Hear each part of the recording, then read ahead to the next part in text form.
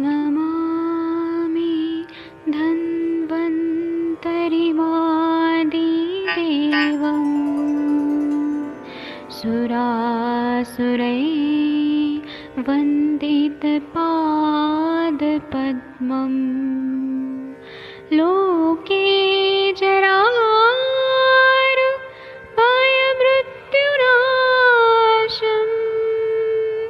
दातारमीशं विविधौषधीनां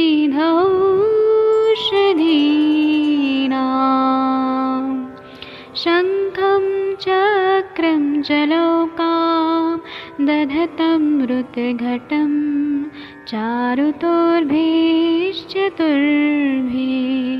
सूक्ष्मस्वच्छादिरुद्यं शुकपरिविलसन्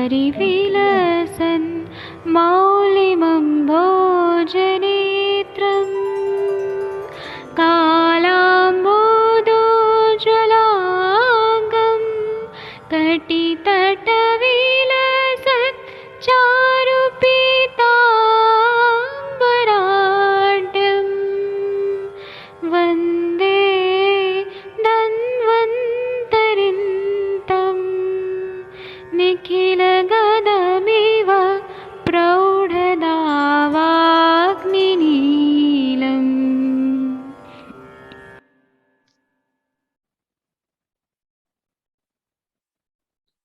प्रणाम सभी लोगों को। मैं वैद्य अरविंद पाठक आप सभी लोगों का स्वागत करता हूं। हम लोग क्लिनिकल समाचार अब शुरू कर रहे हैं। उसके पहले हमारे एक सर थे, आदरणीय वैद्य सत्येंद्र ओझा सर, तो उनका आज देहांत हो गया।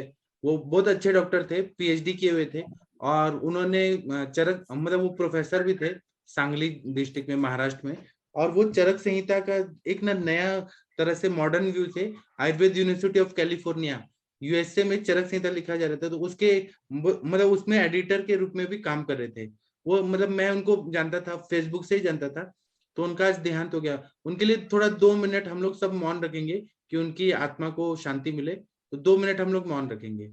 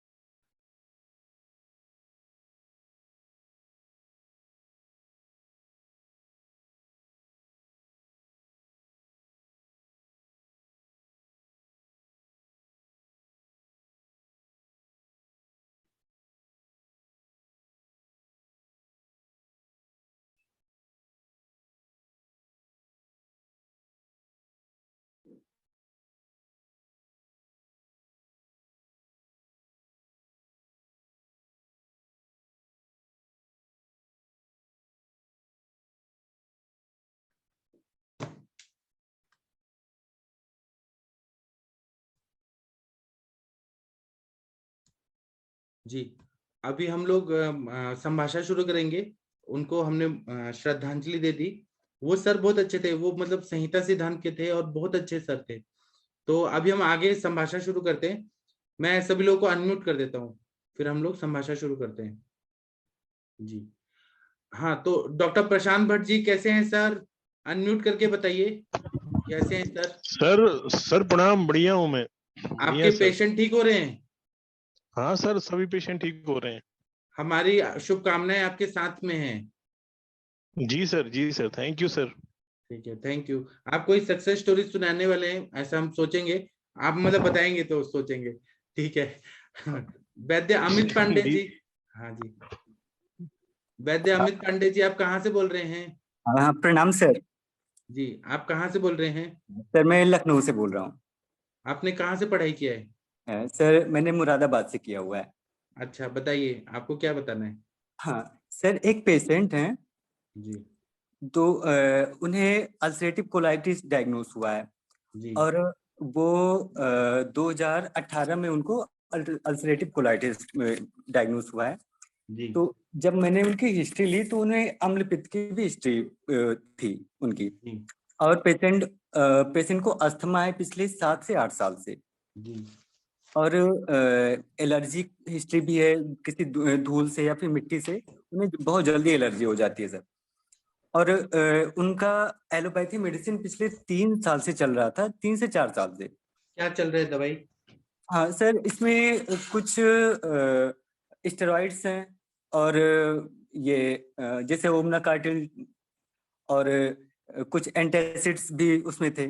तो मतलब बहुत नॉर्मल मेडिसिन ही चल रही थी सर। और तो 3-4 साल से उनकी मेडिसिन चल रही थी। जी जब तक मेडिसिन चली तब तक तो सही था।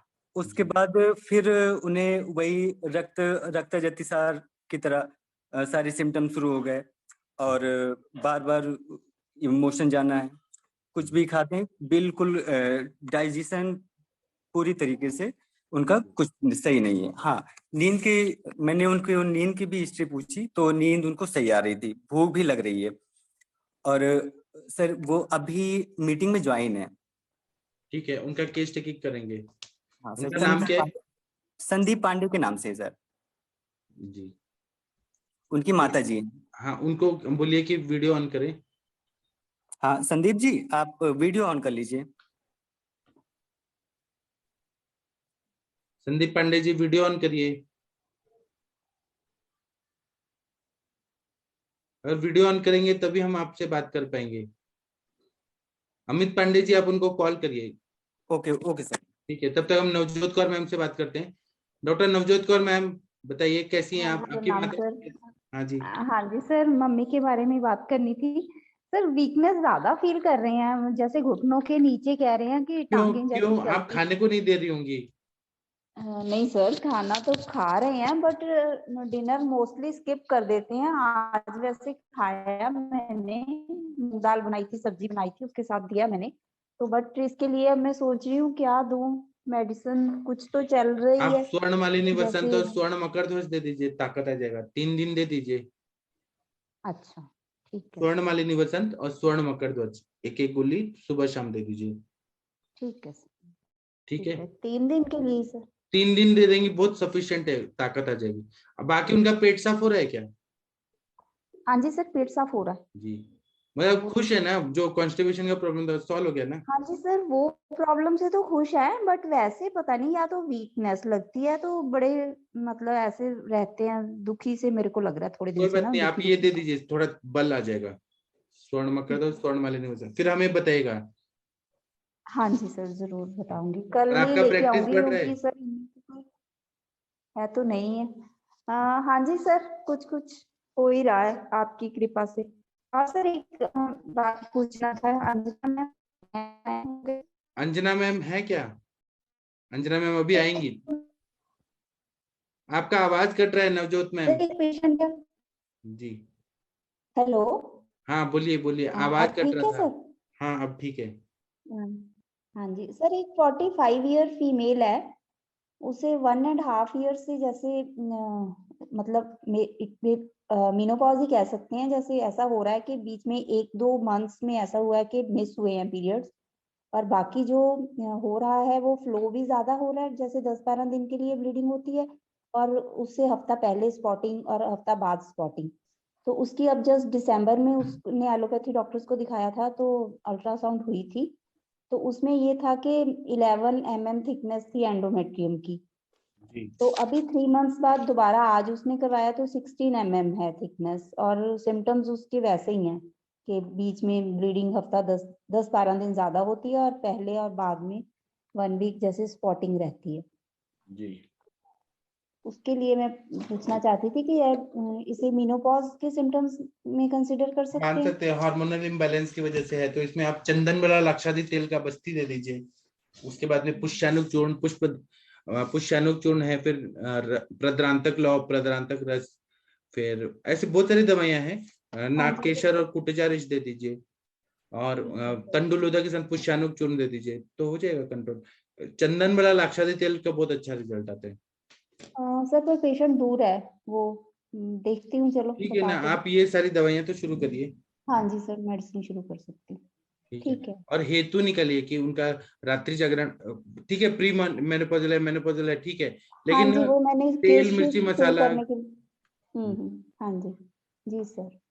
और सर जो डिजनरेटिव चेंजेस स्पाइन में आ जाती हैं L1 से, मतलब एक पेशेंट का ऐसे है स्पाइन का एक्सरे L1 L2 में, L2 L3 और S5 तक, जैसे डिजनरेटिव चेंजेस लिखा हुआ है, बहुत दिक्कत है पेशेंट को, चलना फिरना पेनफुल बहुत है, तो उसमें सर हम क्या कर सकते हैं?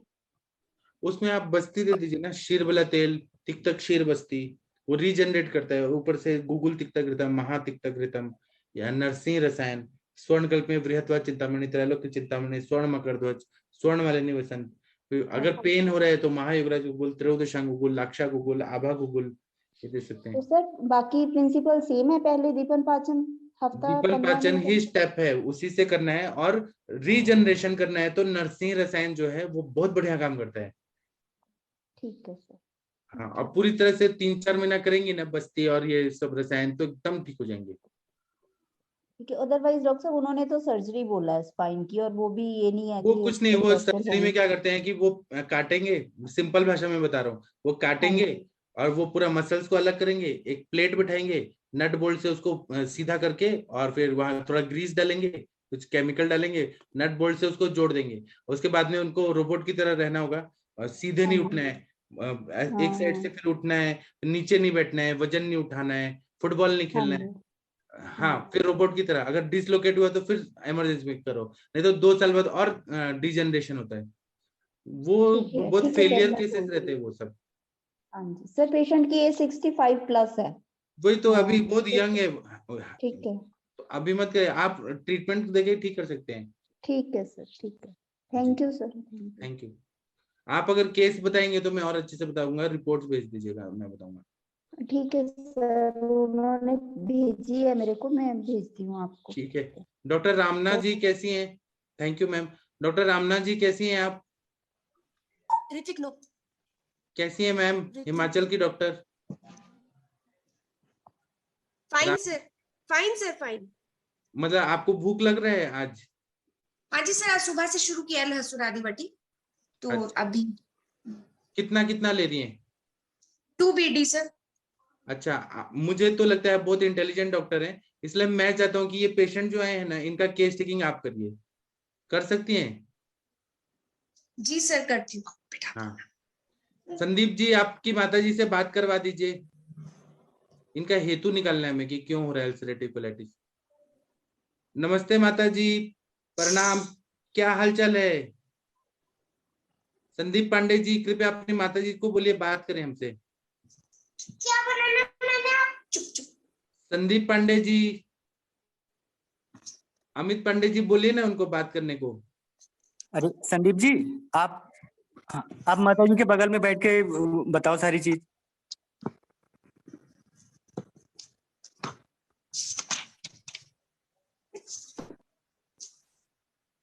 बोलिए, क्या तकलीफ हो रहा है?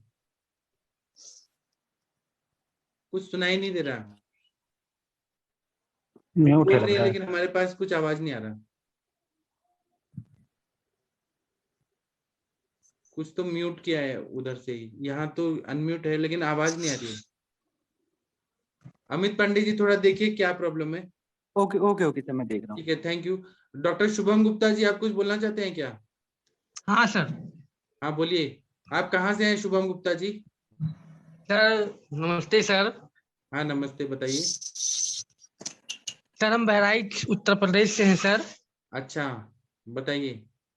सर हम फार्मासिस्ट हैं sir, D pharma Ayurveda sir. D pharma Ayurveda, अच्छा, तो जी आयुष सर। दर्पण पे कैसे है? सर हमें अपने सर के द्वारा आज मीटिंग में सम्मिलित हुए हैं sir, doctor SP Verma sir के द्वारा सर। डॉक्टर SP वर्मा जी, वर्मा सर कहाँ पर हैं? वो जो आपके डॉक्टर है कहाँ पर है वो? सर वो भी शायद जी सर connect नहीं हो नमस्कार। पाया। जी सर नमस्कार। हाँ, अच्छा, सत्य प्रकाश वर्मा जी, मैं जी तो सर, आपको जी। जानता ही हूँ। ये जी आपके सर। आपके पेशेंट है क्या? केस टेकिंग करना है? हाँ सर, ये उनकी बहन है, उसके हाथ में थोड़ी सी प्रॉब्लम है, वो ठीक नहीं हो रही है सर। ठीक है, ठीक है, तो- आप बोले वीडियो ऑन करें। हाँ शुभम वीडियो ऑन कराओ और शुभम सिस्टर से गुप्ता बात जी कराओ। वीडियो ऑन कराइए और चेहरा पे लाइट आना चाहिए। रामनाथ जी हाँ। आप इनका केस टेकिंग करिए। फेस पे लाइट आना चाहिए, फेस पे लाइट। जो भी पेशेंट है ना, उनके चेहरा पे लाइट आना चाहिए।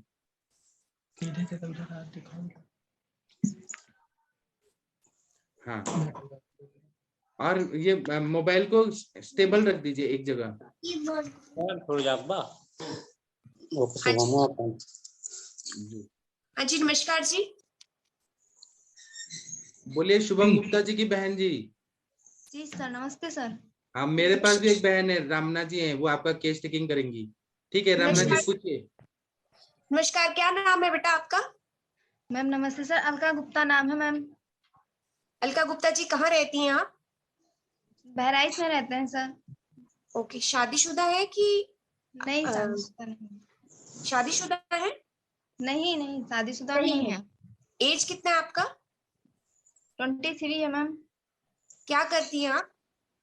मैम डीएलएड हो गया कंप्लीट, अब वैकेंसी की वेट है, वैकेंसी आ जाए तो फिर बस ये कंपटीशन तैयारी कर रही हूँ। अच्छा जी, ठीक है। किस तकलीफ से आप हमारे पास आए हैं? मैम हाथ की स्किन में प्रॉब्लम है। ये हाथ की स्किन में प्रॉब्लम है मैम। क्या तकलीफ रहता है इसमें? मैम ये लाल बहुत ज्यादा रहती है और स्किन फट जाती है, कड़ी हो जाती है जरूरत से ज्यादा, मतलब स्किन बहुत कड़ी हो जाती है।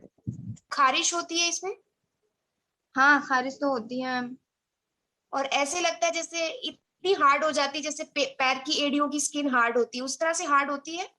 हाँ मैम, जैसे बिल्कुल हार्ड हो जाती है हाथ की स्किन। उंगलियां मोड़ते हैं तो जल्दी मुड़ती नहीं है उंगलियां, इतनी हार्ड हो जाती हैं। और बीच में से कोई खून निकलता हो या पानी निकलता हो या स्किन बदलती हो?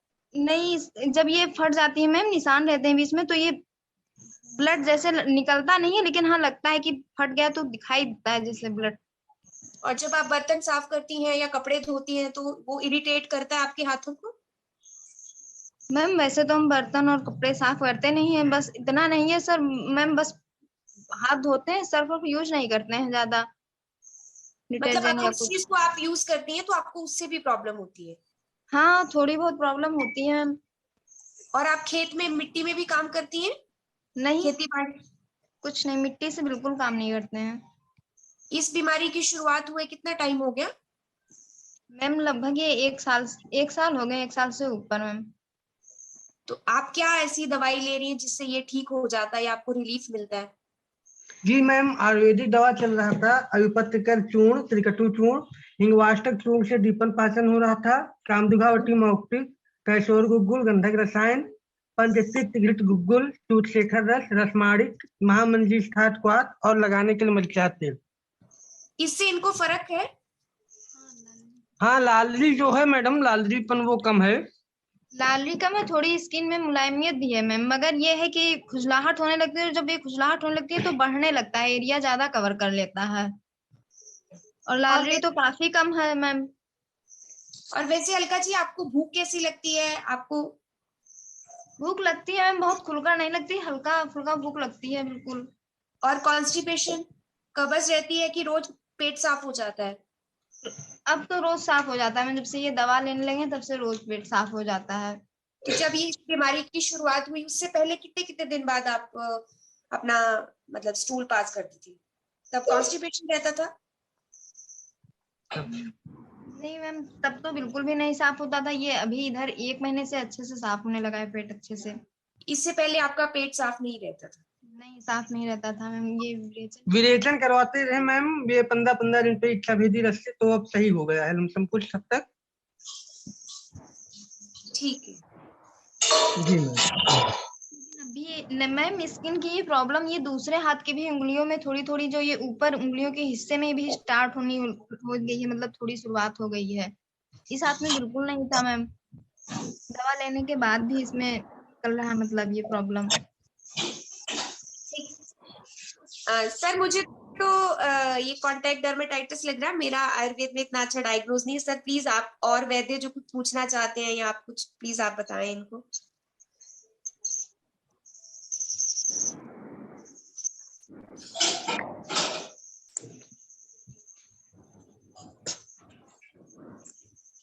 अलका जी, पानी कितना पीते हैं आप? मैम पी लेते हैं, दिन में कुछ मिनिमम नहीं है, लेकिन हाँ पानी पीते हैं मैम। कितना? 2 गिलास, 3 गिलास, नहीं काफी पी लेते हैं, 8-10 गिलास? 8-10 ग्लास पी लेते होंगे मैम। हाँ, प्यास लगती है पानी के लिए या हाँ प्यास क्योंकि तो लगती पीना है। इसलिए पी लेते हैं? लगती है प्यास। छाती में जलन वगैरह तो नहीं होती खाना खाने के बाद, जैसे खट्टी नहीं, डकार जलन? पेट में जलन होती है मैम, खाना खाने के बाद नहीं होती। जब हम खाली पेट ज्यादा देर तक रहते हैं, पानी भी नहीं पीते हैं, तो बहुत जलन होती है, जैसे लग रहा है कुछ आग की तरह घूम रहा है पेट में, ऐसे जलन होती है। बालों का पकना या गिरना इस तरह का तो नहीं कि बाल सफेद जल्दी हो गए या गिर रहे हैं बाल, नहीं ऐसा तो नहीं? बाल सफेद तो नहीं है, लेकिन बाल झड़ काफी रहे हैं। आपके पीरियड्स वगैरह कैसे हैं? नॉर्मल हैं? हाँ नॉर्मल है मैम। एक्सेसिव फ्लो, ज्यादा तो फ्लो तो नहीं है? नहीं है मैम। टाइम से आते हैं? जी और इसके अलावा कोई और तकलीफ? नहीं मैम। सफेद पानी वगैरह की कोई तकलीफ तो नहीं है? मैम लिकोरिया की प्रॉब्लम है। जी, कब से है? बीच बीच में शुरू हो जाता है, फिर खुद ब खुद खत्म भी हो जाता है। जी, आपको बहुत ज्यादा गर्मी लगती है क्या? नहीं बहुत ज्यादा गर्मी नहीं लगती है। गुस्सा ज्यादा आता है? हाँ कभी कभी आ जाता है, इससे कोई विशेष नहीं आता है, छोटी छोटी बात पर। लेकिन जब आता है तो बहुत तेज आता है? हाँ बहुत तेज आता है। हम्म जी। और हाथों पैरों में पसीना वसीना इस तरह से तो नहीं महसूस होता कि हाथ पैर गीले नहीं गीले से पसीना नहीं पसीना होता है, आता है? लेकिन जब से ये प्रॉब्लम हुई तब से थोड़ी कभी कभी जलन होने लगती है हाथ में। पैर में भी यही प्रॉब्लम थी, काफी दिन से थी, तो ठीक हो जाती है, फिर मतलब उभर आती है ये प्रॉब्लम। हाथ में भी है अभी है। खाने में मिर्च मसाले वगैरह का सेवन कितना रहता है? नहीं ज्यादा मिर्च मसाले नहीं लेते हैं, सादा खाना ही खाते हैं हम। मिर्च मसाला खा ही नहीं पाते हैं, जैसे ही अगर कुछ थोड़ा भी हम अगर मिर्चा ले लेंगे खाने में तो बहुत पेट में जलन होने लगती है। और बाहर का खाना कितना खाते हैं? नहीं बाहर का तो नहीं खाते हैं। और नॉन वेज खा लेते हैं आप? नहीं नॉनवेज नहीं खाते हैं। ठीक है। तो अभी जब से आप ये अभिपत्तिक चूर्ण वगैरह ले रहे हैं, तब से आपका पेट जो है वो ठीक से साफ हो रहा है? उसके पहले आपको कॉन्स्टिपेशन होती थी, ऐसे ही बता रहे थे ना? हाँ उससे पहले नहीं साफ, लेकिन अभी साफ हो रहा है आराम से, कोई दिक्कत नहीं है। अच्छा, जैसे आप 13-14 साल की उम्र में रहे होंगे, 15-16 साल की उम्र में, तो मुंह के ऊपर मुहासे वगैरह ऐसा भी निकलते थे? नहीं मुहासे वासे तो नहीं आए हैं चेहरे पे। अच्छा, कभी कमर पे मुहासे निकले हों, ऐसा कभी? नहीं ऐसा कभी नहीं हुआ है। पीठ पे ऊपर की तरफ? ओके। नहीं मैम ऐसा कभी नहीं हुआ। ऐसे फोड़े फुंसी इस तरह से तो कभी कुछ ज्यादा नहीं हुआ ना? नहीं फोड़े फुंसी तो ज्यादा नहीं हुए मैम। ठीक है, ओके। कुछ आपने विशेष ऐसा ये किया हो कि ऑब्जर्व किया हो कि कोई चीज लगने से ज्यादा ये हो जाता है हाथों में, जो आपको रैश ये हुए में खुजली होती है जो? नहीं ऐसा तो कोई हमने वो नहीं किया कि किसी चीज को छूने से ऐसे। कभी कभी तो हम सोकर उठते हैं सुबह सुबह, तो भी एकदम से अचानक खूब लाल रह जाता है, रैसेस रहते हैं और खुजलाहट भी होने लगता है। मिट्टी वगैरह खाने की कोई आपकी बचपन में रही है कि आप मिट्टी नहीं विट्टी खाते थे? ऐसा कुछ तो नहीं रहा कभी? नहीं बचपन में मिट्टी नहीं खाते थे हम। सलेटी मिट्टी चौक ऐसा कुछ तो नहीं खाते थे? नहीं मैम ऐसा कुछ नहीं खाते थे। कभी पेट से कीड़े वगैरह तो नहीं निकले हैं आपके बचपन में कभी? लेटरिन के साथ कभी कीड़े वगैरह निकले हैं, ऐसा तो नहीं हुआ हाँ कभी? बचपन में निकले होंगे मैम, हम्म, तो इतना नहीं पता है। तो उसके बाद दवाई वगैरह लिए कभी? डीवॉर्मिंग वगैरह की? इनको आपने कोई आयुर्वेदिक दवाई को विडंगा रिष्ट वगैरह दिया क्या कभी संदीप जी, शुभम जी? हाँ लिए है मैम आयुर्वेदिक दवा। एक्चुअली हम अक्सर आयुर्वेदिक दवा ही सूट करती है, और दवाई सूट नहीं करती हैं, एलर्जी हो जी जाती है। जी। और एक बार सुबह से शाम तक एक बार बताएंगे अपना रूटीन, क्या क्या खाते हैं और किस किस टाइम पे खाते हैं? मैम सुबह तो बस कुछ हल्का फुल्का ऐसे ही मतलब नाश्ते में लेते हैं, बिस्किट विस्किट। चाय कितने कभी बजे मन हुआ सोते हो? तो कर ले लेते हैं, वरना चाय नहीं लेते हैं। खाने में वही दाल चावल सब्जी रोटी। और इधर तो बिल्कुल मतलब 1-2 महीने से 3 महीने से तो बिल्कुल भूख ही नहीं, तो बहुत हल्का दाल का जूस वूस ही लेते थे दोपहर में। अच्छा, शाम को भी बस और यही रात के हल्का टाइम? फुल्का कभी। जी मैम। रात के टाइम? रात के टाइम बस वही 1 रोटी सब्जी, 1 या 2 रोटी और सब्जी।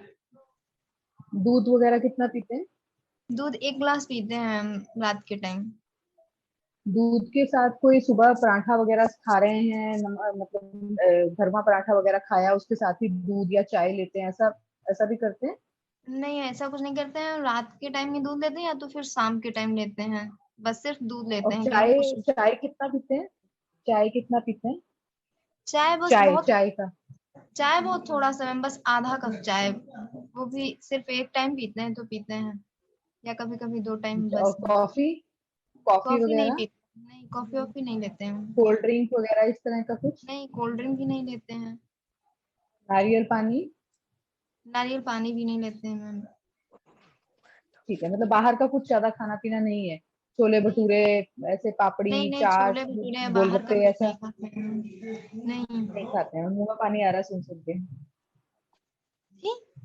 नहीं नहीं, कुछ नहीं। ठीक है, ठीक है, और किसी को कुछ पूछना है क्या? पूछोगे मैम? नहीं मैम, बस अब ये दवा बता दीजिए मैम कि ये कैसे क्या हो, इसमें क्या हो सकता है। नहीं नहीं, मैं एक्चुअली अपने साथी डॉक्टर से पूछ रही हूँ कि और भी कुछ किसी को कुछ और पूछना हो तो फिर हम इनके बारे में डिस्कस करके आपको एक प्लान ऑफ ट्रीटमेंट बता देंगे। जी जी। मैम ये ठीक हो जाएगा जो मतलब हाथ में स्किन में हमारी हाँ हाँ, प्रॉब्लम? बिल्कुल बिल्कुल ठीक हो जाएगा, ये कोई बड़ी चीज नहीं है, ठीक हो जाएगा।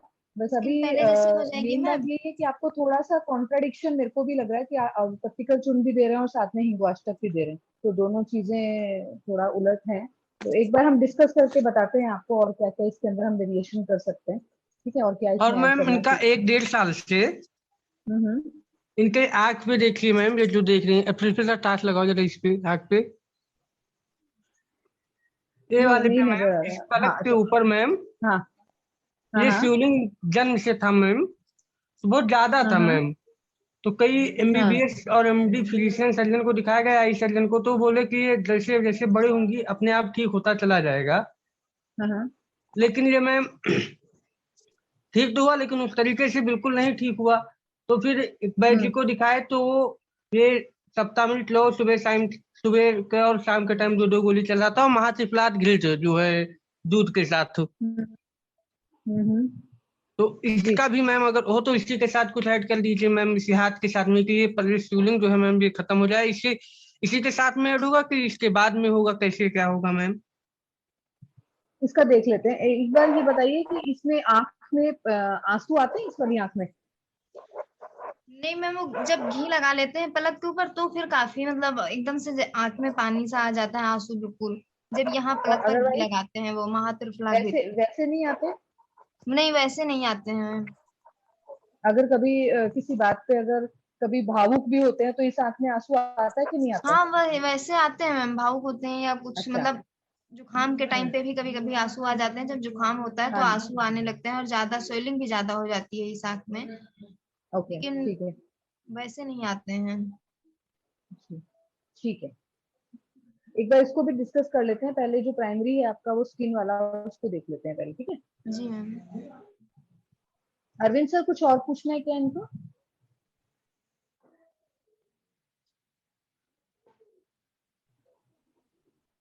अरविंद सर?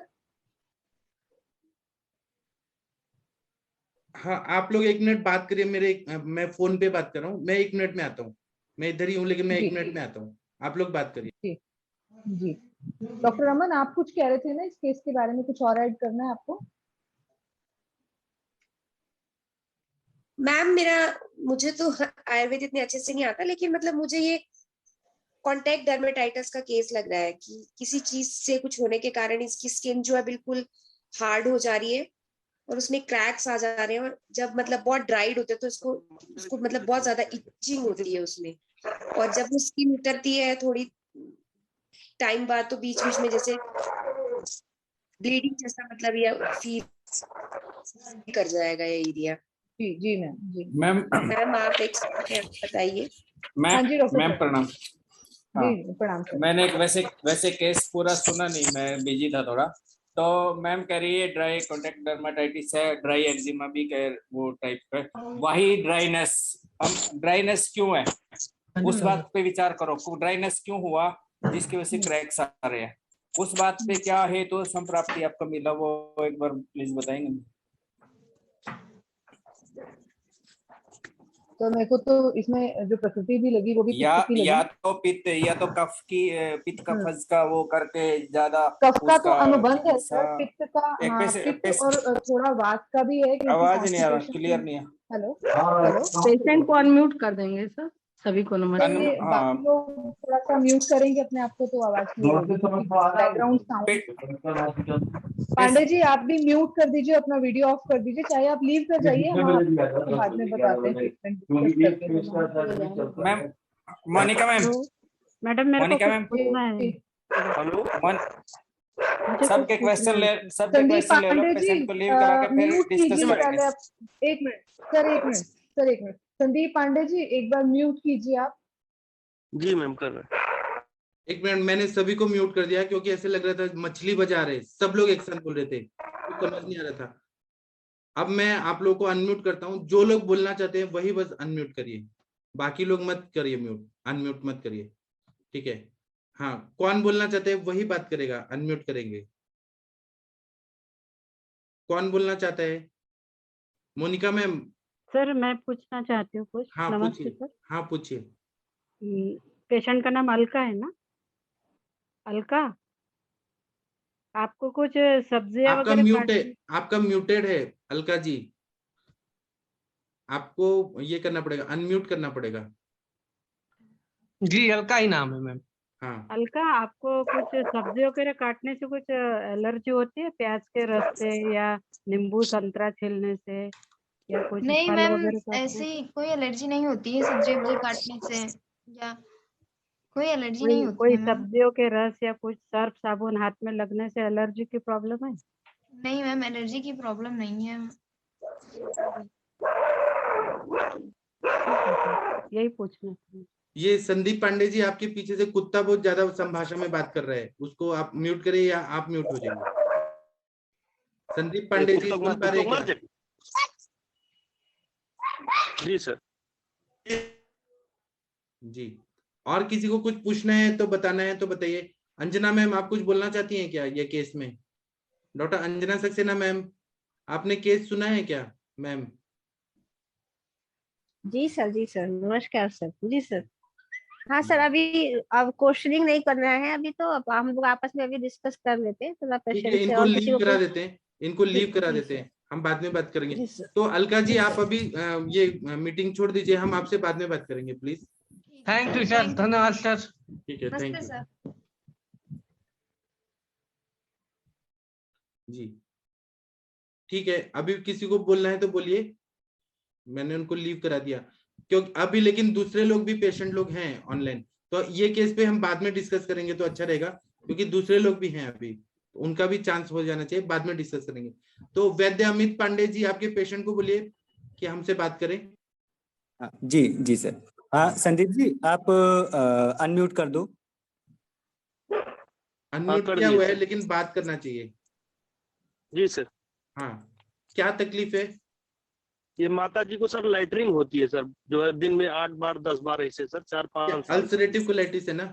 जी सर, जी सर। हाँ रामना जी, आप अगर फ्री हैं तो आप केस टेकिंग करेंगी या किसी और को बोलूं? सर आप किसी और को बोलिए प्लीज। ठीक है, कंचन मैम आप केस टेकिंग करेंगी प्लीज? जी सर। हाँ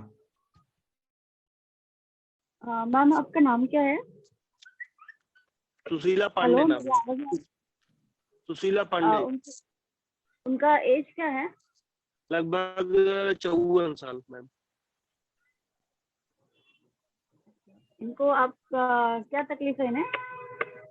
इनको अल्सरेटिव कोलाइटिस है मैम, जो है लगभग 8-10 साल की बीमारी है। अच्छा, ये बोल नहीं पाते हैं क्या, मतलब बता नहीं पाएंगे? बोलो, तुम भी बोलो। लेकिन तो ना अरे ऐसे बोलो, आगे से बोलो थोड़ा। हाँ 8-10 साल से ऐसे परेशानी है हमका। क्या क्या परेशानी है, मतलब संडास बार बार जाना पड़ता है आपको? हाँ लैट्रिन 8-10 बार 12 बार लैट्रिन जाना पड़ता है। कैसे होता है, पतला होता है, चिकना होता है? नहीं होता, सूखी लैट्रिन होती है, थोड़ी थोड़ी होती है, ज्यादा होती भी नहीं है। उसमें क्या खून आता है क्या? खून और सफेद सफेद म्यूकस आता है उसमें? क्या होता है? खून भी आता है, खून भी आता है। और पेट में दर्द भी होता है क्या? हाँ दर्द भी होता है जी। ये हुआ कैसे था आपको? आपने कुछ तेल मिर्ची मसाला या कुछ खाया था क्या? क्यों हुआ? ये मसाला तो नहीं खाते, 6 महीना से तो खिचड़ी खा रहे हैं मूंग की। शुरुआत कैसे हुआ था? सबसे पहले क्या हुआ था आपको? अब सबसे पहले तो लैट्रिन यही शुरू हुई, तो फिर पहले ज्यादा लैट्रिन होती थी, अब लेकिन अब ज्यादा नहीं होती है, थोड़ी नहीं, ये आपने बताया, आपने बताया बार ठीक है, होती है। आपने बताया ठीक है, लेकिन शुरुआत कब हुआ था? कौन से साल में हुआ था? हाँ शुरुआत 5-6 साल हुई है। तो 5-6 साल पहले क्या तकलीफ था आपको?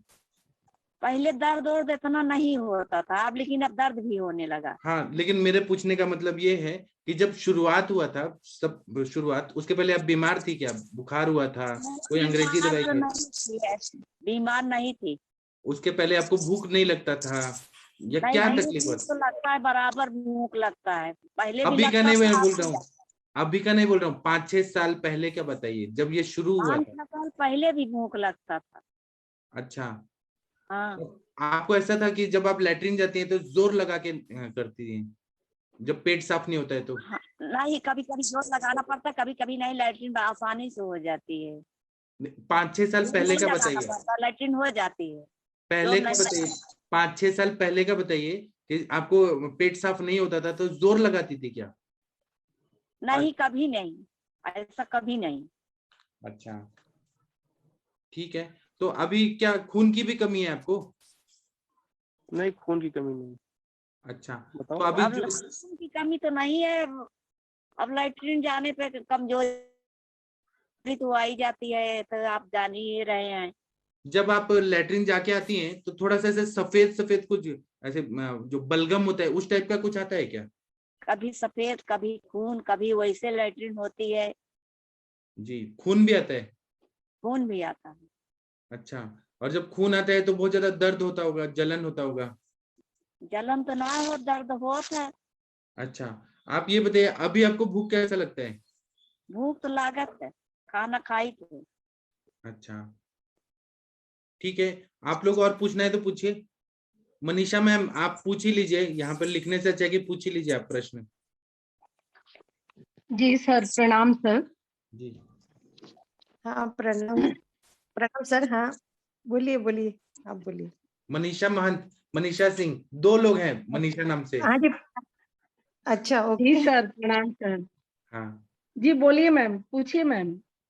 हाँ ये पूछना था कि आप चाय कितने बार लेती हैं दिन में? पहले भी लेती थी, कितने बार? हेलो बताओ। हाँ हेलो। चाय 2 बार लेती हैं, बार ज्यादा नहीं, हाँ जी। 2 बार चाय लेती, सुबह शाम। अच्छा जी, बस इतना ही पूछना था सर। जी हाँ, माँ जी नमस्कार। पूछिए पूछिए सर, मेरी आवाज आ रही है माँ जी आपको? माँ जी मेरी आवाज आ रही है आपको? हाँ हाँ। आवाज आ रही है। माँ जी को पूछो, पहले इनको बार बार बुखार आता था क्या? नहीं बुखार नहीं बुखार नहीं आता था। ये जो ब्लड आता है माँ जी को कितने दिन में आता है एक बार? ये ब्लड जो है सर, जैसे लैट्रिन 5-6 बार जाती है, जैसे एक दो बार, 2 बार, 3 एक बार 2 बार 3 बार ऐसे आता है सर। कभी मतलब नहीं हर भी रोज आता आता है क्या? हाँ कितने हर दिन में रोज आता आता है? है, इस टाइम हर रोज आ रहा है सर। इस टाइम हर रोज आ रहा है। और आजकल कितने मौसम जा रही है? अरे सर लगभग 8 बार 10 बार ऐसे जाती है सर। और इनका दवाई क्या क्या चला हुआ है? पहले का डायग्नोस कब हुआ था इनका? क्या इनका कुछ हुआ था सिग्मोइडोस्कोपी या कुछ? इंडोस्कोपी हुआ था कोलोनोस्कोपी वगैरह कुछ हुआ था क्या? जी जी, इंडोस्कोपी हुआ था, उसमें तो वही जी, उसमें वही एंडोस्कोपी या कोलोनोस्कोपी भी हुआ था, इंडोस्कोपी भी हुआ था सर। अच्छा, जख्म का तो एंडोस्कोपी की रिपोर्ट बताओ और कोलोनोस्कोपी की रिपोर्ट बताओ। रिपोर्ट तो सर वो डॉक्टर जो थे सर उसमें भेज दिए थे, वही बताए थे कि जो है उसमें मतलब आंत में घाव है सर। अच्छा, इंटेस्टाइनल एंडोस्कोपी में कुछ इंटेस्टाइनल कोलाइटिस वही बताए थे सर। कोई कौन सी चीज खाने से इनको ज्यादा बढ़ता है, इनको पता है कुछ, क्या चीज ये खाने से ज्यादा बढ़ता है? अब लखनऊ में दिखाए रहे तो सब चीज बताए रहे खाए के। लखनऊ डॉक्टर तो सब बताए थे सर खाने के लिए, सब कुछ खाओ, लेकिन तेल मसाला रोके थे, वही थोड़ा कम खाइए बस। थोड़ा सब कुछ खाइए, लेकिन अब 3-4 महीने से केवल मूंग की खिचड़ी खाती हैं केवल सर। महीने से खिचड़ी खा रहे हैं सर नहीं, वो तो नहीं, जो हम बात पे पूछ रहे हो उसका जवाब दो, सिर्फ उसी बात का। माँ जी पहले कभी बीमार नहीं हुई? कभी हॉस्पिटल में एडमिशन होया हो? कभी किसी चीज की कोई दवाई, कोई पेन किलर वगैरह ऐसा कुछ खाते रहे हो कभी? नहीं सर, ऐसा तो नहीं है कुछ जो है। ऐसा कोई जोड़ों में दर्द वगैरह ऐसा कुछ, किसी चीज की ऐसी दवाई खाते रहे हो? नहीं, ऐसी दवा कुछ नहीं खाती, केवल अस्थमेटिक पेशेंट है, इनहेलर लेती हैं उसके लिए सर। अच्छा, सिर्फ उसके लिए पहले कोई स्टीरॉइड वगैरह खाती रही हो अस्थमा के लिए? अब थोड़ा बहुत तो खाई होंगी, थोड़ा बहुत खाई, 2-4 दिन रेगुलर नहीं खाई इस तरीके से कोई जो है रेगुलर खाई बहुत ज्यादा। कितने साल से अस्थमा है? अस्थमा इनको लगभग 7-8 साल से सर। 7-8 साल से अस्थमा, 7-8 साल से ये अल्सरेटिव कोलाइटिस है? हाँ सर। तो इसका मतलब ये मतलब पहले बिल्कुल ठीक ठाक थी, इसका मतलब इसका पहले कोई ठीक ठाक थी, कोई बीमारी नहीं थी इनको 7-8 साल पहले से? नहीं, कभी सांस फूलती थी, वही सांस फूलती थी, लेकिन मतलब जैसे 1-2 खुराक दवा खा ली ठीक हो जाता था, इस तरीके से नहीं था कोई रेगुलर कोई दवा चलती थी उसकी। अच्छा, अभी अल्सरेटिव कोलाइटिस का क्या क्या दवाई ले रहे हैं? अब सर पहले पूरा कचरा ऐसे करके उस तरफ नीचे गिरा दे। पहले तो सर एलोपैथिक दवाई चली थी दीपक अग्रवाल की, लखनऊ से सर जो है 2.5 साल जो है सर। उसमें क्या क्या दिया था उन्होंने? अब जो है उन्होंने सर गैस की दवा दिया था, लिवोसल्फराइड दिया था सर जो है, और क्या कहते हैं ओमिना कार्टिल जो है 25 mg, 20 mg, फिर 10 mg इस तरीके से मिला के दिया था, और एनाफोर्टान चलता था उसमें जो है सर, यही सब दवा थी जो है। और एक सीकोल करके कल आती थी, सीकोल दवा आती थी, एक सीकोल सही है ब्रांड नेम जी। जी वो दवा रेगुलर चलती थी जो है, 3 सुबह 3 दोपहर 3 शाम सर। देखिए संदीप पांडे जी, इसमें वातज ग्रहणी पेन को लुक से तो ऐसे ही लग रहा सर, ये वातज ग्रहणी के ही लक्षण। मैं थोड़ा बताता हूँ। संदीप पांडे जी, आपकी जो माता जी है ना, इनको क्या हो गया है कि इंटेस्टाइन का कुष्ठ रोग हो गया है, एक तरह से कुष्ठ रोग हो गया है, जिसमें बहुत सारे जख्म है, ठीक है। तो जो एलोपैथी के जो डॉक्टर दवाइयां दे रहे हैं ना, तो वो सब क्या रहते हैं, स्टेरॉइड देते हैं, कुछ ऐसी दवाइयां देते हैं जो टेम्पररी उसको मतलब ब्लीडिंग को रोकता है, लेकिन उनके पास इसका कोई परमानेंट इलाज नहीं है। वो आप कोई भी डॉक्टर से पूछेंगे, गैस्ट्रोएंटरोलॉजिस्ट से, तो वो लोग डायरेक्ट बोल देंगे कि इसका कोई इलाज ही नहीं है, ये बीमारी ऑटो इम्यून डिजीज है, मतलब खुद के सेल खुद को मारते हैं, ठीक है। उसके बाद में आयुर्वेद में जब आप आए हैं तो हम लोग ना इसका चिकित्सा करते हैं, लेकिन आपको ट्रीटमेंट में इनको ज्यादा से ज्यादा घी पिलाना पड़ेगा, मतलब रोज हम लोग कुछ ऐसी दवाइयां देंगे जो घी पचेगा, ठीक है जी सर। तो 50 से 100 ml तक गाय का घी डेली देना है, वो जो जख्म अगर भरना है तो। दूसरा 250 ml दही, 2 लीटर पानी, उसको मथ के लस्सी बनाना है, और लस्सी बना के जीरा भून के डालना है, काला नमक डालना है, और वो देना है। अगर आप ऐसा दवाई, ये 2 चीज देने का प्रॉमिस करेंगे तो फिर ना दवाई देके हम 100% इनको ठीक कर सकते हैं, इनका लूज मोशन भी ठीक हो जाएगा सर। क्यों नहीं देंगे, बिल्कुल देंगे सर। हाँ, तो इसमें मैं सभी अपने डॉक्टर लोगों को बताता हूँ, इसमें हम ट्रीटमेंट क्या देते हैं। तो इसमें एक तरह से 4-5 व्याधि का कॉम्बिनेशन होता है अल्सरेटिव कोलाइटिस, मतलब जैसे कि कुष्ठ रोग ऑफ लार्ज इंटेस्टाइन एक, दूसरा रक्तज प्रवाहिका, दूसरा, तीसरा ग्रहणी रोग, चौथा है पक्वाशयगतवात। जी सर। ये 4-5 बीमारियों का कॉम्बिनेशन होता है, तो हम लोग उसी तरह से दवाइयां सेलेक्ट करते हैं। जैसे कि हम लोग अगर कुष्ठ का चिकित्सा कर रहे हैं तो हम लोग गंधक रसायन, फिर उसके बाद में पंचतिक्तघृत गुगुल, कैशोर गुगुल, आरोग्यवर्धिनी वटी, कुष्ठ के तरफ जाने वाला दवाई देते हैं। रक्तज प्रवाहिका का करते हैं तो हम लोग बिल्वावले, फिर कुटजारिष्ट, बिल्व चूर्ण, जाति फलादि चूर्ण उसका देते हैं। पिच्छा बस्ती रक्तज प्रवाहिका का कर रहे हैं। ग्रहणी के करते हैं तो हम लोग परपट्टिकल्प सब देते हैं हम लोग। और पक्वाशयगत वात दे रहे हैं तो वायु का अनुलोमन होना चाहिए, तो इनको एरंड तिल देते हैं। तो एरंड तिल से क्या होता है कि जो म्यूकस बन रहा है बहुत ज्यादा, वो पूरी तरह से वॉश आउट हो जाता है।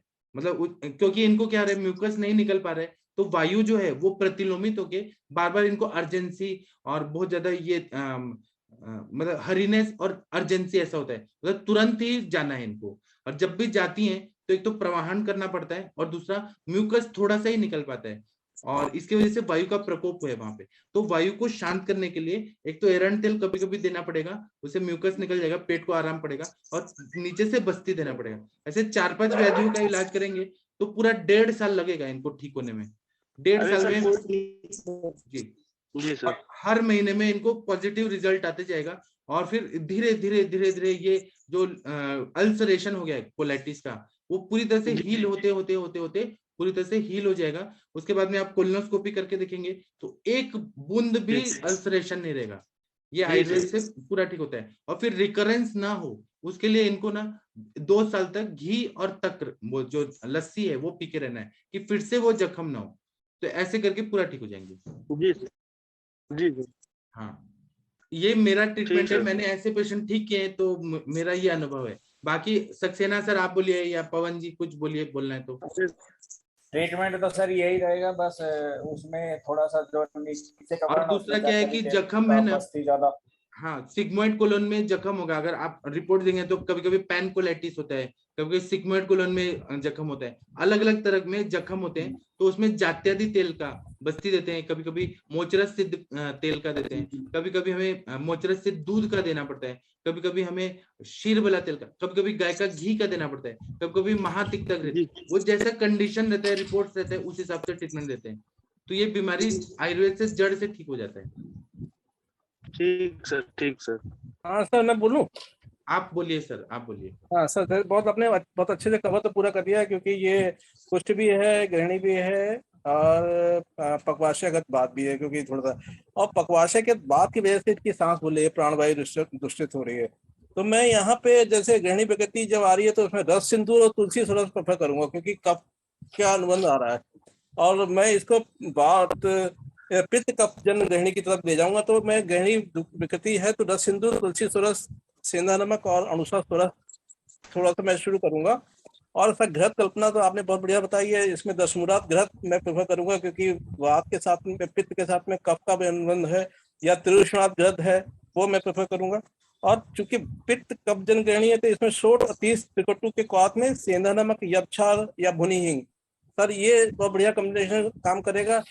पंचामृत प्रॉपर्टी कल अच्छा काम करेगा इसमें। और साथ में थोड़ा सा शोधन वायु दृष्टि हो रहा है तो लहसुन आदि पट्टी मैं प्रेफर करता हूँ। और थोड़ा सा आम पाचक भी इसमें बहुत बढ़िया काम करेगा। तो वो ऐसी कल्पना करते हुए चलना चाहिए, क्योंकि एक तरफ अपान भी दूषित है, प्राण भी दूषित है, और पित्त आमता भी मिल रही है, पित्त के साथ में कफ का भी, मतलब पित्त कफ का अनुबंध मिल रहा है, और साथ में पुरानी संप्राप्ति आ रही है तो वात का भी अनुबंध रहता है, लेकिन बहुत ज्यादा नहीं है, क्योंकि इनका मूल द्रव्य में कठिन भी मिल आ रहा है, अक्सर करके ब्लीडिंग भी हो रही है। तो और नाकेशर भी अच्छा काम करेगा इसमें। और जाति पलादी चूर्ण एकदम से काम तो करेगा नहीं, धीरे धीरे ही काम करेगा, क्योंकि ये व्याधि पुरानी है तो तुरंत तो संबंध होगा नहीं। और इंटेस्टाइन की हीलिंग करते हुए, अनुलोमन करते हुए, स्तंभक दवाइयां देते हुए, अग्नि प्रतीत करते हुए, गृहिणी गृहणात अन्नम अपक्वम सृजति पक्वम सृजति पार्श्वम बोला ही गया है। और इसमें जो भी लल्लावते शीघ्रम, और खाने पीने में इन्होंने बदपरहेजी की होगी, या ऐसा रहा होगा कि कुछ शुरुआत में जो इन्होंने खाने पीने में ऐसा रहा होगा जिसकी वजह से अग्नि विकृत हुई है, अग्नि की वजह से ये ग्रहणी तुष्टि होती है। तो बहुत, हाँ, तक्र बहुत बढ़िया बोला गया, दीपन ग्राही लाभात बोला गया, तक्र तक्रारिष्ट का सेवन, यही सब कॉम्बिनेशन उनको सोच समझ के देखते हुए कौन सा क्या दोष चल रहा है उसके हिसाब से ट्रीटमेंट करना पड़ेगा सर। Right sir. सर पित्त आपने बोला पित्तज और कफज ग्रहणी, तो आपने क्या कैसे विचार लगाया ये पित्तज और कफज में जा रहा है? हाँ, वो देखिए पित्त की वजह से, कफ की वजह से, देखिए मैं ऐसे सोच के चला हूँ क्योंकि थोड़ा सा इनको जलन भी है, थोड़ा सा मोशन में लूजनेस भी है, और कफ की दृष्टि की वजह से प्राण बताया ना ये स्ट्राइड, अब या तो स्ट्राइड की वजह से या सांस फूलती रही है इनको। आमता तो ही आम और कफ एक ही माना जाता है, पित्त की वजह से ग्रहणी दृष्टि होती है, तो पित्त कफ को लेके चला जाता है। ग्रहणी दृष्टि में 90% पित्त का ही इन्वॉल्वमेंट होता है, क्योंकि चाहे तो वो कफ की वजह से अग्निमंद हो जाए या पित्त के द्रव गुण की वजह से अग्निमंद आ जाए। तो वो मुहुर्बद्धम के साथ, मुहुर्दब्बम के साथ में जलन मिलती है, और जब आमता रहती है या अपान दृष्टि रहती है, प्राणवायु दृष्टि होती है, उसी की वजह से थोड़ा सा सांस में भी आता है, लेकिन जब वो कफ का रहता है तो उसमें आमता रहती है, तो उसको पित्त कफ की वजह से ऐसे ही सोचे। आवाज क्लियर, आवाज क्लियर सर। हेलो, अब ग्रहणी का काज तो अकेला पित्त तो नहीं हो सकता, मतलब फिर वातज ग्रहणी क्यों बोला जाता है? अगर पित्त से ही ग्रहणी होती है तो वातज ग्रहणी क्यों बोला जाता है? ग्रहणी की स्टार्टिंग अग्निमंद से होती है। ग्रहणी ग्रहणात अन्नम असृजति अपक्वम धार्यत अपक्वम सृजति पार्श्वम। तो अग्नि की दृष्टि पहला सिम्टम होता है। अग्नि विकृत किसकी वजह से होगी? या तो कफ की वजह से होगी, वात की वजह से। इसीलिए 3 तरह के वातज, पित्त, कफित, सन्निपातज ग्रहणी बोली क्या है। अग्नि दृष्टि विकृत हुई, अग्नि मंद हुई, तभी तो ग्रहणी की शुरुआत हुई। इसीलिए तो आम बना, आम आगे बढ़ा तो आम ने ही तो दृष्टि करी। आम क्या है? अपक्व है, वो भी चीज है। आम के लिए बोला गया है कि हेतु सर्वरोगा नाम, हेतु सर्व बोला गया, द्रवम गुणु, हाँ द्रवम गुणु अनेक बण हेतु सर्वरोगा नाम। ये आम ही तो है, और आम तभी बनेगा जब अग्नि विकृत, अग्नि मंद होगी। अग्नि मंद की ही शुरुआत ग्रहणी दृष्टि से होती है। अल्सरेशन तब आया जब ग्रहणी से पित्त तो सिक्रीट हो रहा है, और वो पित्त जो है षष्ठी धरा पित्त कला में व्रण कर रहा है। इसीलिए सर ने बोला कुष्ठ, इसीलिए मेरी भी डायग्नोसिस कुष्ठ की तरफ गई, इसीलिए उसको कुष्ठ बोला जाता है, लार्ज इंटेस्टाइन कुष्ठ। साथ में जो, हाँ बोलिए बोलिए, इसीलिए तो अल्सरेशन बना ना। बोलिए बोलिए। मैं ये कह रहा हूँ कुछ तो होता ही है, तो वो तो आंतरिक, तो वो पित्त की वजह से हुआ ना। आपने बोला ना पित्त क्यों आपने बोला पित्त की वजह से तो ग्रहणी हुई, उसी वजह से तो अल्सरेशन हुआ। पर जो इनका प्रकृति लग रहा है वो वात और कफज वाला माता जी का लग रहा है। अगर अल्सरेशन है तो बात कफज में, कफज की वजह से अल्सरेशन ही होगा। कफज की वजह से म्यूकस तो आएगा, आमता तो आएगी, लेकिन अल्सरेशन तो कहीं ना कहीं पित्त की तरफ है ना। आवरण के बाद हो जाता है। आवरण, अगर बात या कफ का आपस में आवरण होगा तो फिर अल्सरेशन क्यों, कुष्ठ क्यों? अल्सरेशन कोलाइटिस बोला गया ना, कोलान की सूजन के साथ में अल्सर। पेशेंट को रिलीव कराएं क्या? पेशेंट को रिलीव करा के फिर कर लिए discuss sir. Hello Sandeep Pandey ji. जी सर। जी मैम, जी मैम। आप लीव कर जाइए, नहीं तो आप सुनेंगे ना तो आपको कंफ्यूजन होगा।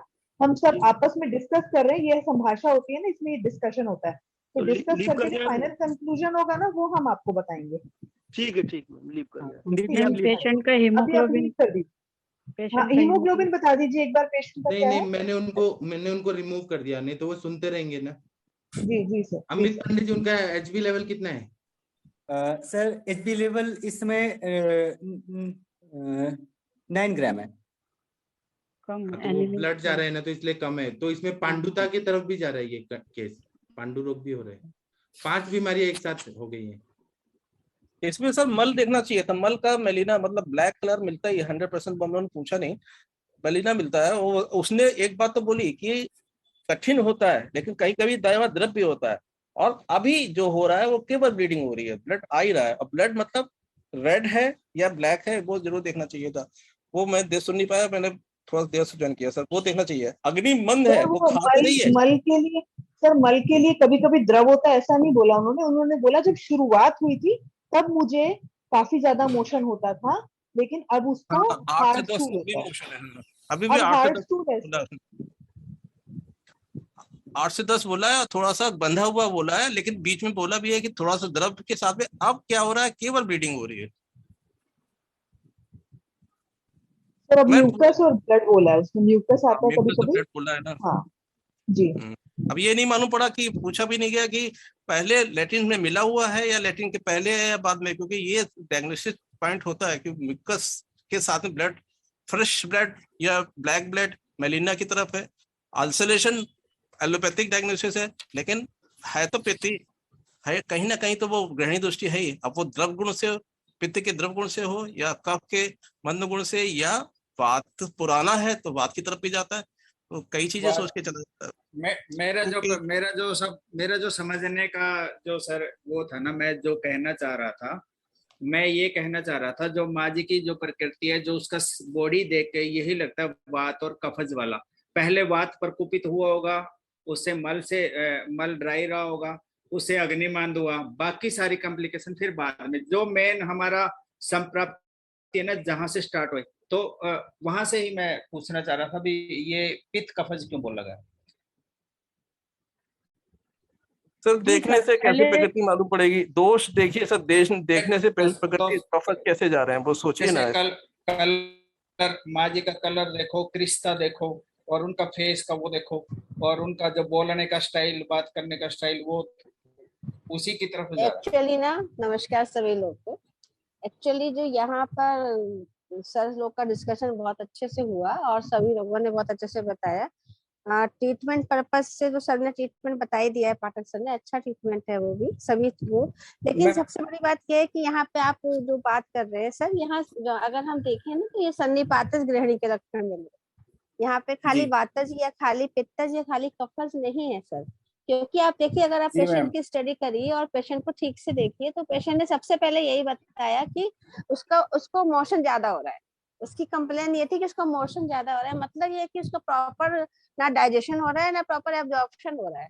और मल, अधपक्व मल जो हमारे संग्रहणी में भी बताया गया है और सन्निपातिक ग्रहणी में भी बताया गया है, उन्होंने यही कहा है कि जो मल है वो अपक्वावस्था में, आहार का प्रॉपर पाचन नहीं हो रहा है, प्रॉपर एब्जॉर्प्शन नहीं हो रहा है, वो अपक्वावस्था में ही बाहर निकल रहा है। तो यहाँ पे अगर हम मल का भी एक बार टेस्ट करें, जैसे हम आरएम करते हैं, रूटीन माइक्रोस्कोपिक स्टूल का करते हैं, तो वहां हम कंफर्म हो जाएंगे कि ये एसिडिक है या इसमें फैटी स्टूल है या ये फ्रॉदी है ना। वो हम, पेशेंट ने तो बोल दिया कि हमें ठीक आ रहा है, लेकिन वो उसकी हैबिट हो गई है। उसका फेस देखिए, उसकी वो नॉर्मल फीलिंग नहीं है उसके फेस की भी और उसकी बॉडी एक्टिविटी की, बॉडी लैंग्वेज की। तो यहाँ तीनों दोष प्रकोपित हैं। उसका दूसरी बात अगर आप देखेंगे तो जैसे कि उसकी कंडीशंस हम लोग डिस्कस कर रहे हैं, तो उसका जो ग्रहणी जो है कहीं ना कहीं सब जगह उसमें ऐसे हम लोग मान के ही चल रहे हैं कि वो अल्सरेशन है। मतलब जो उसकी म्यूकोजा है, पूरा इंटेस्टाइनल म्यूकोजा है, चाहे वो माउथ से ले लें, चाहे हम इसोफेगस से ले लें, चाहे हम स्मॉल इंटेस्टाइन ले लें, चाहे हम लार्ज इंटेस्टाइन ले लें, क्योंकि ग्रहणी जो है वो हमारे मुख से स्टार्ट होती है और वो पुरुष शोतस तक जाती है। तो कहीं ना कहीं वहां भी जैसे सर ने कहा कि कुष्ठ गतिव्रण हो चुके हैं या कहीं अल्सरेशन है, ये हम सभी मान रहे हैं। अब क्योंकि एब्जॉर्प्शन नहीं प्रॉपर हो रहा है, प्रॉपर उसको रस धातु नहीं बन रही, तो रक्त धातु प्रॉपर नहीं बन रही है, तो एनीमिया के लक्षण उसके चेहरे से ही दिख रहे हैं कि वो एनीमिक हो रही है और उनमें जो है रक्त धातु की कमी हो रही है। धीरे धीरे मसल वास्टिंग भी शुरू हो जाएगा। रक्त धातु का क्षय है तो मांस में धातु का भी क्षय होना शुरू हो जाएगा, क्योंकि अब प्रॉपर एब्जॉर्प्शन है नहीं और हिस्ट्री क्रॉनिक हो जा रही है। और जैसे अब बात होती है कि समटाइम्स उसको मोशन ऐसा हो रहा है, लगातार उसको ऐसा लगता है कम, अब जैसे बोल रही है कि आता है, ऐसी फीलिंग होती है, फ्लक्चुएंस होती है लेकिन कम मात्रा में होता है, लेकिन उसको ऐसा लगता है कि मुझे मोशन को जाना है। और अगर धीरे धीरे इसी तरह से पेशेंट को प्रॉब्लम बढ़ती रह जाएगी तो फिर उसको एडेमेटस शुरू हो जाएगी, पाद शोफ हो जाएगा, मुख शोफ हो जाएगा, हल्का सा मुख शोफ लग भी रहा है। तो यहाँ पे जो दोष दूसरे संरचना की बात हो रही है, इसमें वातज की, पित्तज की, कफज की बात ही नहीं है, क्योंकि ये केस थोड़ा पुराना है। और यहाँ मेरे हिसाब से जैसा मुझे लग रहा है, ये संग्रहणी या सन्निपातज ग्रहणी के इसमें लक्षण मिल रहे हैं और हमें तीनों दोषों की चिकित्सा करके और इस ग्रहणी की चिकित्सा करके हमें इस पेशेंट को ठीक करना होगा। जी मैम, सही। ठीक है, और किसी को कुछ लाना है पेशेंट तो लाइए। और कोई पेशेंट लेके आए हैं, कोई और पेशेंट लाए हैं? मुझे मैसेज नहीं, कोई और लाएगी, मेरी बहन भी है यहाँ पे जो केस टेकिंग करना है। सर अभी सर इन्हें ये फाइनल ट्रीटमेंट क्या दे सकते हैं? मैंने तो पूरा अच्छे से बता दिया है, आप अगर मुझे रिपोर्ट भेजेंगे तो मैं अच्छे से बताऊंगा।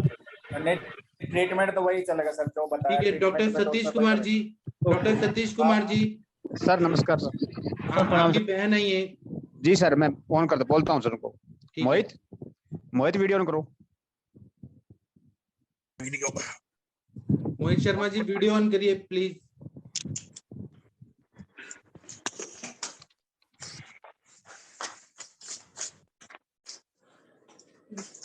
आपका जो लाइट है ना वो आपके फेस पे पड़ना चाहिए, जो भी पेशेंट है उनका फेस पे लाइट आना चाहिए।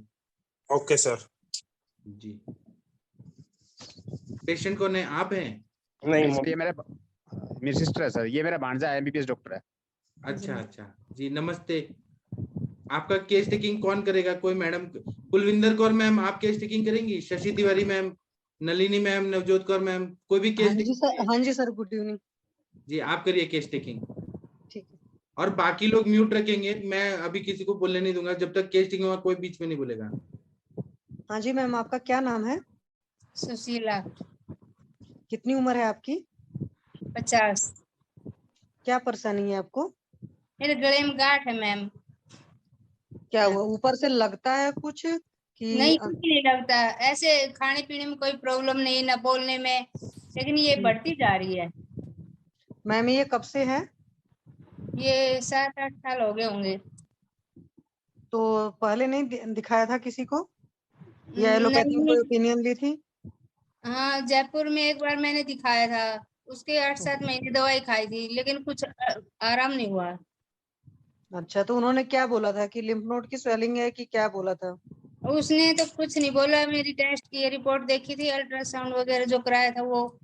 बाकी मैम मैं बताऊं एक्चुअली हिस्ट्री थोड़ी सी। जी सर। नमस्कार मैम। एक्चुअली अराउंड 2012 में ना मम्मी को चेस्ट में यहाँ पे लेफ्ट साइड पे एक नोड्यूल था, तो वो हमने रिमूव कराया था।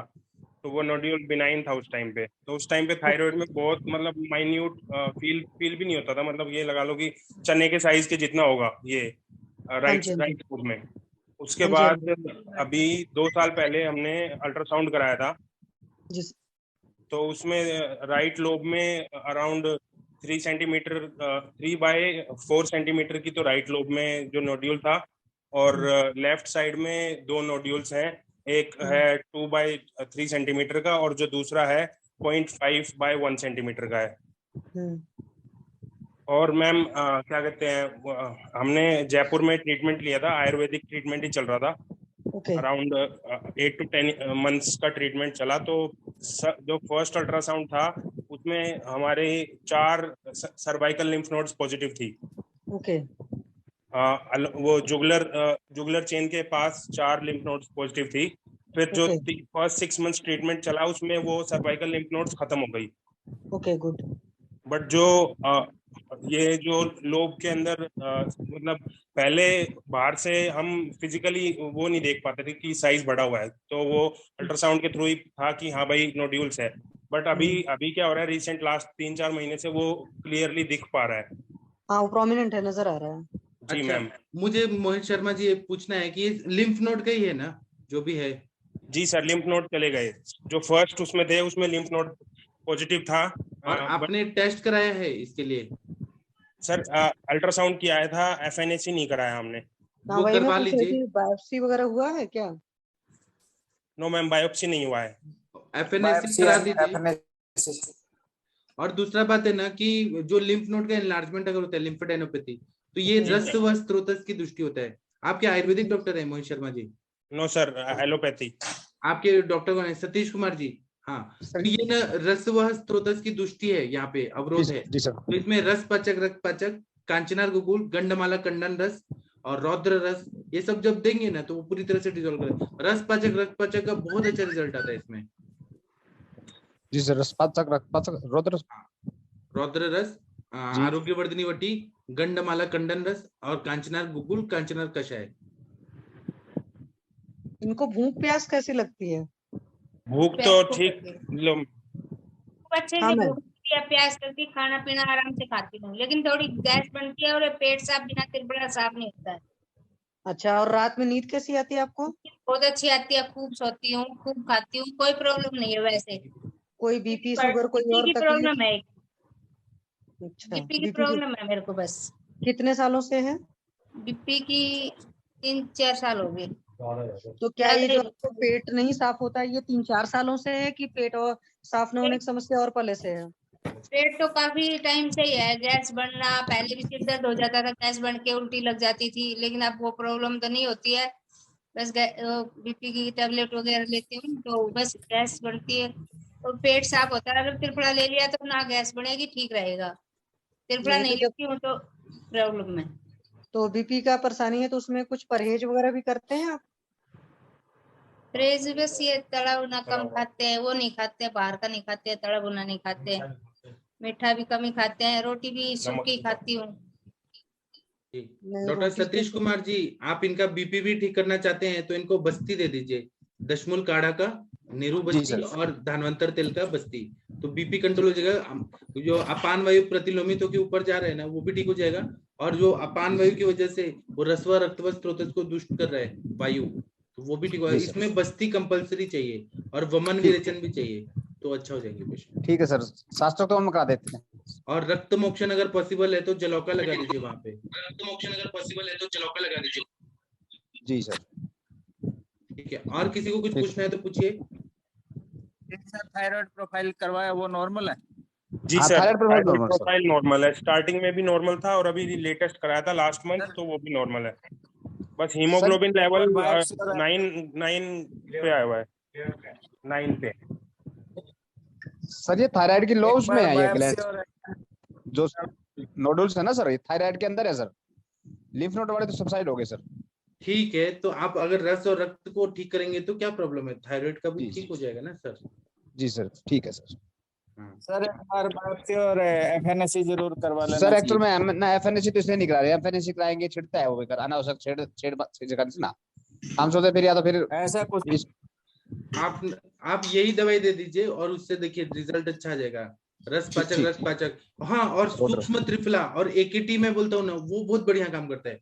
सूक्ष्म त्रिफला से तो मेरे को लिम्फोमा जैसे, और मतलब लिम्फ नोड का जो कैंसर होता है उसमें भी सूक्ष्म त्रिफला का बहुत बढ़िया रिजल्ट है, मतलब मेरा अनुभव है। जी सर, ठीक है सर, मैं आपको कांटेक्ट करता हूँ सर इनके लिए। सर एक बात पूछनी थी, आप जो बायोप्सी के लिए बोल रहे हैं, तो वैसे यूजुअली जो थायराइड के अंदर नोड्यूल्स होते हैं वो बिनाइन ही होते हैं मोस्टली, और जो इसमें अल्ट्रासाउंड में बता रहा है वो कि कोलोइड नोड्यूल है, तो कोलोइड नोड्यूल मोस्टली बिनाइन होंगे, इसलिए हम FNAC को नहीं करा रहे। आपका बात सही है, जब वो बायोप्सी कराते हैं ना तो अंदर का सारा कचरा बाहर जाता है और वो मैलिग्नेंसी में फैलने का चांस रहता है। आपका बात 100% सही है, लेकिन आपको इतना नॉलेज कैसे है सर मोहित शर्मा जी? सर ये MBBS है सर। हाँ, आपका बात 100% सही है सर, इसीलिए हम लोग भी बोलते हैं कि बायोप्सी ना करें, हमारी दवाइयों से ठीक हो जाएंगे ना, 3 महीने में पूरा ठीक हो जाएंगे। सर एक्चुअली क्या हुआ ना, वो जो हमने कहीं से दवाई ली थी ना ऑलरेडी, तो उससे एक तो हीमोग्लोबिन लेवल बहुत कम हो चुका है, अभी 11 पे हीमोग्लोबिन जी, और उन्होंने सर दूध दही लस्सी बिल्कुल बंद करवा दिया था, तो विटामिन D3 भी बिल्कुल बहुत लो लेवल पे हो चुका है सर, 10 नैनोग्राम है विटामिन D3, 12 देखिए सर, आपने जो दवाई दिया वो दवाई का नाम पता है क्या आपको, क्या दवाई दिया सर? नाम पता है, थोड़ा पता है, एक सेकंड अभी आपको ये पर समझ में नहीं आता आयुर्वेदिक नाम दवाइयों का, एक आइडिया बता सकता हूँ सर। एक व्हाट्सएप कर दो। ओके सर, ठीक है सर, व्हाट्सएप कर देंगे सारी आप क्या दवाइयाँ। मोहित शर्मा जी आप हमारे ग्रुप में हैं क्या, व्हाट्सएप ग्रुप में? नहीं सर, मैं ये मेरे मामा जी हैं, इनको मैं भेज दूंगा सारी दवाइयाँ जो भी हैं। देखिए आपके मामा जी जो है ना बहुत अच्छे डॉक्टर हैं, ये एकदम 100% ठीक कर देंगे। जी sir, thank you so much. असली में क्या है ना, कुछ दवाइयाँ रहती हैं कंपनी मेड दवाइयाँ रहती हैं, तो कंपनी मेड दवाइयाँ जो रहती है, जैसे कोई कंपनी है ना वो जड़ी बूटियां लेके आते हैं और वो कैसे भी प्रॉफिट मार्जिन से बनाते हैं, उनका रिजल्ट नहीं आता। जी सर, वो ना जो वैद्य जी थे वो ये बोलते थे कि मैं हीरे की भस्म यूज करता हूँ, हाँ, लेकिन हीरक भस्म जैसी दवाइयों का देने का जरूरत नहीं है, सिंपल दवाई से ठीक हो जाएंगे ना। जी सर। सर हमें इतना नॉलेज नहीं है, आपके पास आए इसीलिए आपने बताया। तो आपके मामा जी जो है ना वो भारत के श्रेष्ठ चिकित्सक हैं, श्रेष्ठ। अभी जी इनके सर। इतने सारे सक्सेस स्टोरीज हम लोग सुन रहे हैं, देख रहे हैं, तो इसलिए हमें आपके मामा जी पे ही भरोसा है, यही कर देंगे आपको ठीक। ठीक है, धन्यवाद सर। हाँ, और आप ना इनको लेके आइएगा, मैडम को, आपकी मम्मी को हर 15 दिन 1 महीने बाद लेके आइएगा, क्या फायदा हो रहा है या आपके मामा जी का क्या रिजल्ट आ रहा है ये बताइएगा। जी सर, बिल्कुल। ठीक है, थैंक यू। अब इस पे किसी को चर्चा करना है तो कर सकते हैं। सर मैं लीव कर दूं फिर? आप लीव कर दीजिए, इस पे थोड़ा डिस्कशन करेंगे, फिर हमें सेशन बंद करना है।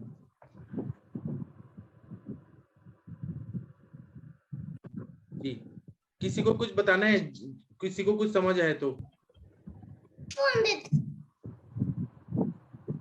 नहीं करना है तो कोई बात नहीं। रामनाथ जी, आपने जो ट्रीटमेंट दिया ना वो सफिशिएंट, जैसे काचना गूगल है, रसपाचक के साथ में सूक्ष्म के साथ में सर, इसमें बस एक वृद्धि वाटिका जोड़ूंगा, बाकी तो संप्राप्ति है इसमें, स्त्रोतोरोजन्य संप्राप्ति है। हाँ, क्योंकि बोला भी क्या है। अच्छा सर, इसमें केवल एक वृद्धि वाटिका जोड़ूंगा, बाकी तो ट्रीटमेंट कंप्लीट है आपका। हाँ बराबर, वृद्धि वाटिका बटी मैं भी जोड़ना चाहता हूँ जी, क्योंकि वो उसके लिए ना कराएं। मैं भी यही, हमारे सर भी यही सिखाते हैं, बिनाइन ट्यूमर रहते हैं ना या कुछ भी, तो उसमें बायोप्सी करने से जब वो नीडल से एस्पिरेट करते हैं वो फैल जाते हैं, फिर मैलिग्नेंसी होने का चांसेस रहता है। ये बात उन्होंने सही बताया। हाँ, एफएनएससी की जरूरत नहीं है सर, ऐसे में करना भी नहीं चाहिए जी। अच्छा, आप लोग ना अपने ग्रुप में देखिए, व्हाट्सएप ग्रुप में आज का जो अष्टांग हृदय का जो सेशन हुआ उसको 7,809 लोगों ने देखा आज। सोचिए हमारे संस्कृत का जो क्रेज है कि हमें अरुंधत और हिमाद्री की टीका पढ़नी है, कितना ज्यादा है। और आज सुबह तो वो अंजना मैम ने इतना बढ़िया बढ़िया चीज बताया ना, संस्कृत पढ़ती हैं और उसका मीनिंग बताती हैं, कितना। अंजना मैम तो एकदम सुपर डुपर हिट है पूरे हमारे उसमें। सर इसमें थायराइड में बोला भी गया है जी, पातस कपश्यति गले प्रदुष्टो संसितो तथा मेवदा मन्या भी इन्वॉल्व होता है। और सर कफ दृष्टि इसमें मिल भी रही है, क्योंकि नोडुल फॉर्मेशन पहले से हिस्ट्री है, तो कफ की तो संप्राप्ति आ ही रही है सर अच्छी खासी। इसीलिए ऐसे में रसपाचक रक्तपाचक के साथ में सूक्ष्म त्रिफला के साथ में वृद्धि वाटिका, काशनार गोकुल, काशनार कषाय का कॉम्बिनेशन बहुत बढ़िया काम करेगा सर। जी ठीक है। अंजना मैम आप कुछ बोलना चाहती हैं? आप क्या बोलेंगी मालूम है क्या? मधु शिग्रुक्वाद, और वो सच में है दवाई है जो आप फेवरेट है ना, वो सच में है, मतलब अर्बुद और विद्रदि की। अंजना मैम सुन पा रही है क्या?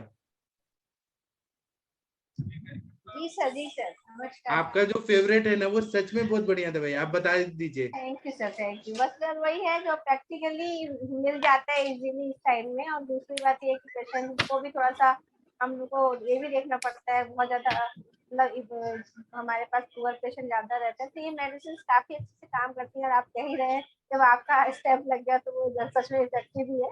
और बाकी आपने बहुत अच्छी से सारी बात बताई। अर्बुद की चिकित्सा और इसमें ग्रंथि की चिकित्सा के बीच का हमें निकालना पड़ता है, तो ये बहुत अच्छी बात बताई। इसमें आपने जनरली जैसे चिकित्सा करेंगे और उसके बाद पेशेंट के अकॉर्डिंगली कंडीशन का उसका क्या इफेक्ट आ रहा है, असर कैसे आ रहा है, अगर जरूरत पड़ती है तो फिर हम उसमें थोड़ा सा और भी इंटरवेंशन करेंगे। लेकिन अभी हमको 3 वीक 4 वीक तक ये चिकित्सा करके देख लेना चाहिए।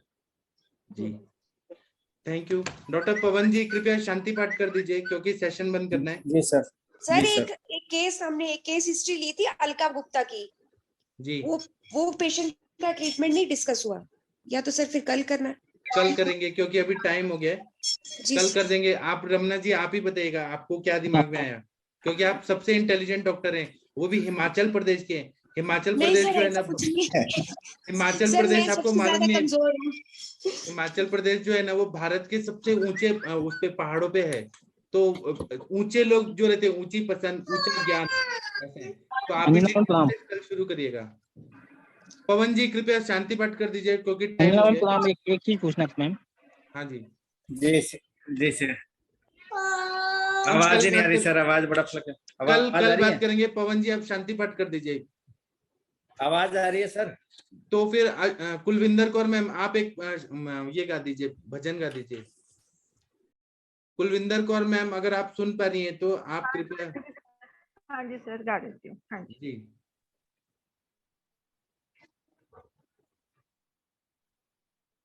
सर मैं शांति पाठ करूं? कर एक मिनट उनको कर लेने दीजिए, फिर सर आप मैं करिए। बोलूं?